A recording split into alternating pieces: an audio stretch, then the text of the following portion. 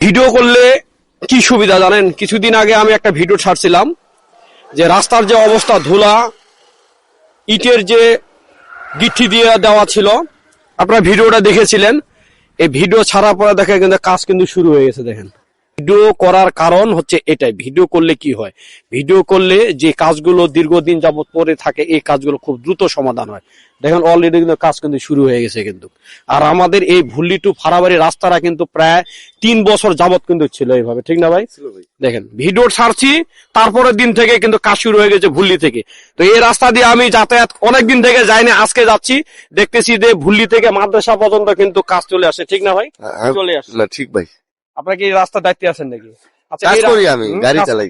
গাড়ি চালান, তাই না? হ্যাঁ। তো আসলে এই ভিডিও করার কারণ হচ্ছে যে দেখেন দীর্ঘদিন যাবত ছিল কিন্তু ভিডিও, আজকে ভিডিও করছি, 2 দিন পরে কিন্তু কাজ কিন্তু শুরু করে দিছে কিন্তু।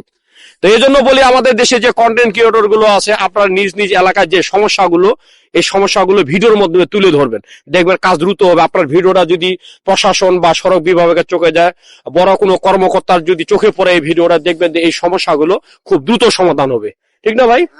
তো এই জন্য নিজ নিজ এলাকা থেকে এগিয়ে আসুন। সকলে ভালো থাকবেন, ধন্যবাদ। খুব ভালো লাগতেছে আজকে এই সকাল সকালে এই কাজগুলো দেখি।